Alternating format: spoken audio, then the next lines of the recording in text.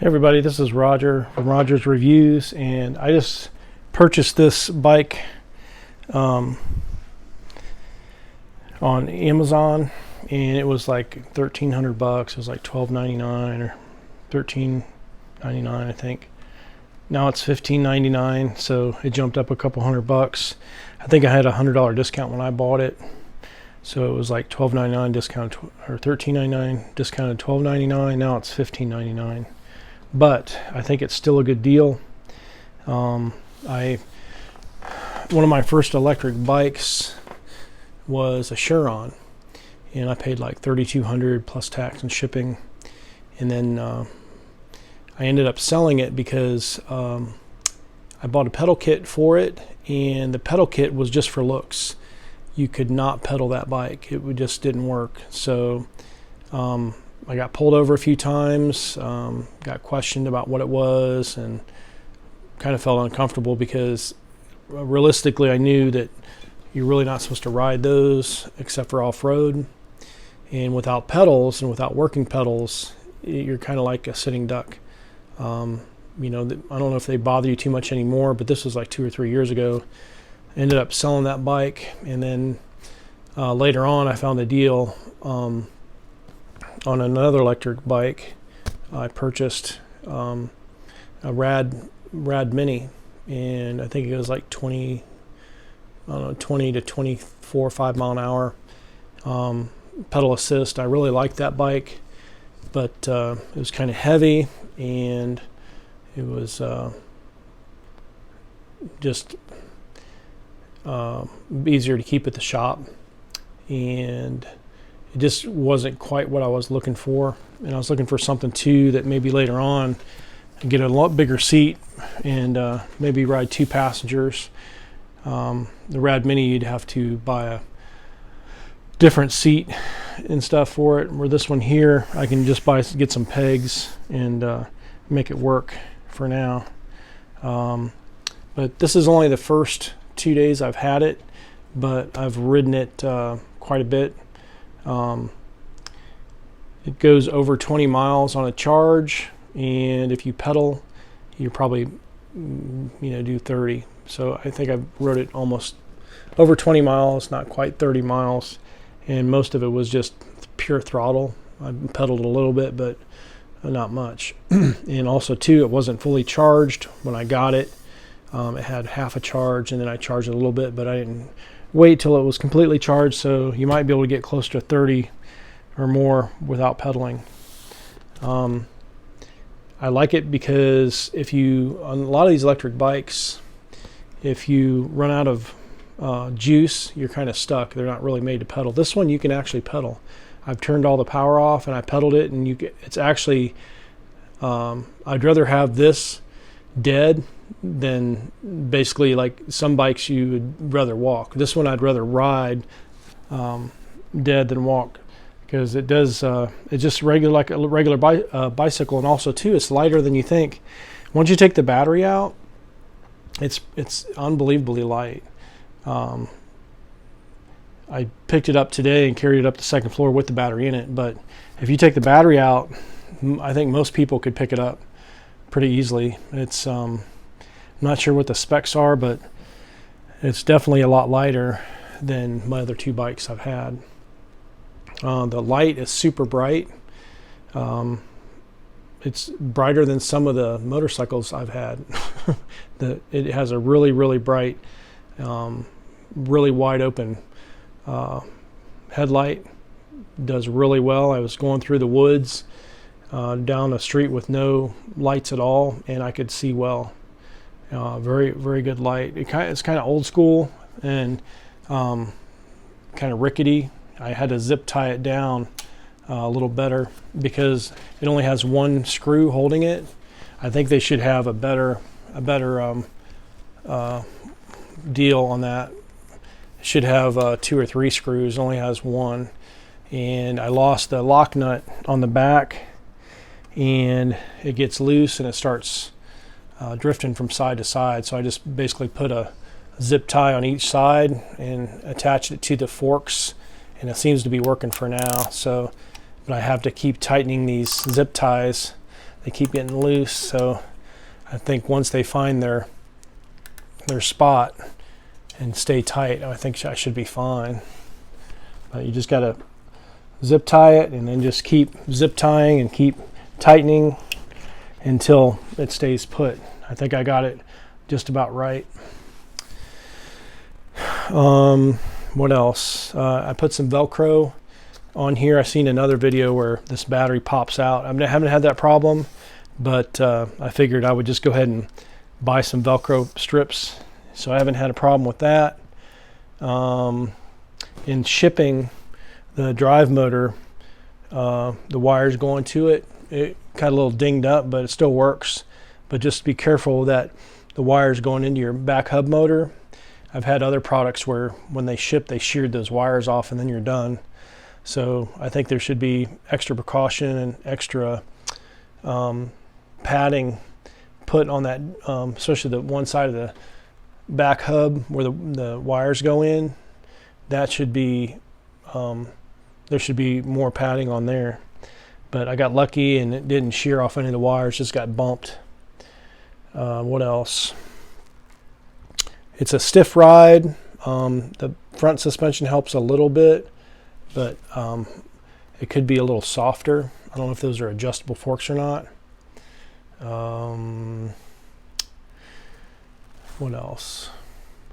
I'm going to replace I'm going to put a different bell on here, and then I might put a couple more headlights. And also too, I don't think your light is either on or off in the back here.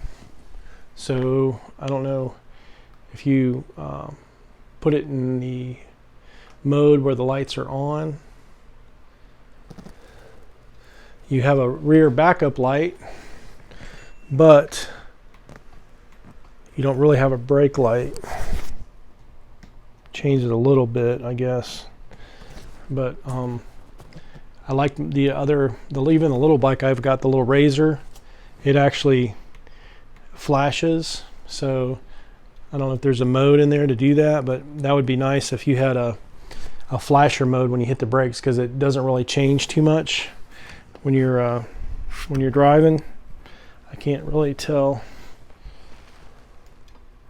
Yeah, it kind of like, there's just a slight difference there. I can't really tell. What else? The bike goes about 32, 33 mile an hour, and I'm 230 pounds plus, all my clothes, boots and everything. Probably, I just figure 240, 250. It can carry me and bring me up to speed. Josh is a little heavier than me. It took him fine. So, and then I gave someone a ride, and they weighed about 140. So it definitely can hold a lot of weight.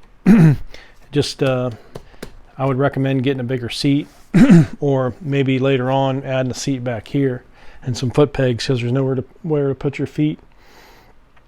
But other than that, I think it's an awesome deal for the money. Everything else I've looked at doesn't go as fast for the same price. So in this price range, bang for your buck, right now, I think you get the most bang for your buck with this particular scooter. It's the Freego EV, and I think in the future a lot more people are going to be riding these. These are going to get less and less expensive, more mass produced, and the problem is I think there's going to be laws in the future, because so many people are going to be doing it, that they're going to want taxes. So they're going to probably make you put plates on them and maybe get insurance, or pay some type of registration fee. But hopefully that won't be for a long time. Hopefully we can ride these for a while before we have to start paying taxes and registration fees and stuff like that. But I think in the future, especially I know it started like in California and it's kind of coming this way. I see more and more people riding electric bikes, because if you think about it, I've had electric scooters that don't even go as fast, and I have to license and insure them, and there's just more maintenance on them. When you have something like this, there's hardly anything to fix. The only thing I'm concerned about is getting flats. So I'm going to get some slime, read up a little bit, and find out what the best way is to prevent flats, because that's basically going to be the biggest problem with these big tires and going off-road. I think you're going to pick up every once in a while something that's going to puncture your tires, and then a little CO2 cartridge kit pump so you can air them up, and a little patch kit, and hopefully some slime or some type of material, maybe even reinforce the back side or something with some tape or duct tape or some type of rubber backing against the back side or the top side of the tube would help for puncture. So if anybody has any ideas or I'd love to have airless tires. I don't know if that's available or not. If you can foam fill these, if they'd be too heavy. But if anybody has any information on foam filled tires or airless tires, it has the 20x4s, which are getting more and more popular now. I had it on the Rad Mini. Another thing I love is the fenders. These come with fenders. And I went through a couple puddles and it seemed to block most of the water and off the motor. And I also like the single speed because there's no gear changing, and you can still pedal up to, I would say, level 2 assist. You can actually get a good workout and help the bike along, and I think that would be the best long range model is level 2 pedal assist, because once you go to 3 it's really hard to keep up. And of course everything 4 and 5 or whatever, anything above that, it's mainly, you're basically just it's all throttle. So I would say 2, maybe 3 if you really want to ride hard, but 2 would be the most conservative, easy to keep up with, and probably the longest range and just the easiest cruise. You know, I think you go maybe like 15 or 16, 17 mile an hour, something like that, level 2 with pedal assist. But yeah, it's this thing's awesome. I can't wait to get out and ride it. It's more, and once I get my phone holder and a couple lights and a horn, and I'd love to have turn signals too. So if anybody has any recommendations for a horn and turn signals, let me know, because that's probably going to be the second thing I do is get some turn signals.